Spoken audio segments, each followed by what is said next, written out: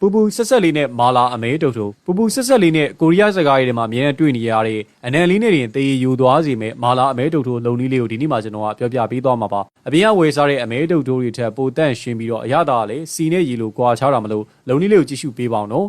ရေဆုံးအမဲသားအသားနုရာလေးတွေကိုရွေးဝယ်ပေးရပါမယ်အသားလေးတွေကိုလီးတဲ့အခါမှာအကျောလိုက်မလီးဘဲနဲ့အခုလိုမျိုးအကျောကိုကန့်လန့်ဖြတ်ပြီးတော့2စင်တီမီတာအရွယ်အတုံးလေးတုံးပေးပါပြီးရင်တော့စားကြက်သားမုတ်ငြုံကောင်းမုတ်နဲ့ဟင်းချက်ဝိုင်အနှဲငယ်ကိုထည့်ပြီးတော့10မိနစ်ခန့်နှက်ထားပေးပါတွားရထိုးရံတွေကိုလည်းစီပူရဲထည့်ရင်မလောင်သွားအောင်လို့အခုလိုမျိုးရင်နွေးနဲ့ကြိုစိန်ပေးထားပါပြီးရင်တော့ခုနနှက်ထားတဲ့အသားတွေကိုတွားရထိုးရံလေးမှာတဒုံးကြီးစီလိုက်ပြီးတော့ထိုးပေးထားပါဒေဝတွေကိုစီမင်းများထည့်ပြီးတော့စီပူလာရင်တော့ကျက်သွန်မိတ်နဲ့ဂျင်းပြားလေးတွေကိုထည့်ကအနံမွေးလောင်လို့အရင်စီသက်ပေးပါအနံလေးမွေးလိုက်တော့ဂျင်းနဲ့ကျက်သွန်မိတ်တွေကိုပြန်စေထုတ်လိုက်ပြီးတော့မှတွားရထိုးရံတွေထိုးထားတဲ့အမဲသားတွေကိုထည့်ကြောပါအသားလေးကအရည်တွေခန်းသွားပြီးတော့စီတီလာတဲ့အထိမီးအရှိန်ပြင်းပြင်းနဲ့ကြော်ပေးရပါမယ်အသားလေးကျွေးရလာပြီးတော့အယောင်လဲလာလာပြီးဆိုလို့ရှိရင်တော့မီးခဏလောက်လျှော့ပြီးတော့ငရုတ်သီးမုတ်အကြမ်းမုတ်နဲ့အနုမုတ်ငရုတ်ကောင်းမုတ်တို့ကိုထည့်ပြီးတော့တမအောင်လုံးမွေးပေးပါပြီးမှမာလာဟင်းခတ်အနှစ်ထုတ်မရှိလဲပဲငရုတ်သီးဆက်ဆက်လေးနဲ့မာလာမုတ်တို့ကိုထည့်ပြီးလို့ရပါတယ်အနံမွေးမွေးလေးနဲ့ဆက်ဆက်လေးဖြစ်လာပြီဆိုရင်တော့အပေါ်ကနေနှမ်းလေးဖြူပေးလိုက်မယ်ဆိုရင်အရသာရှိပြီးတော့ဆွဲမဲ့စရာကောင်းတဲ့အမဲတုတ်တို့ကြော်လေးကိုသုံးဆောင်နိုင်ပါပြီမာလာရသာဆက်မွေးလေးနဲ့အရန်စားကောင်းတာမလို့လူချင်းမင်းတို့လည်းကြိုက်တဲ့တက်တဲ့ဆိုရင်အိမ်မှာအခုလိုကြော်စားကြည့်ကြပါအောင်နော်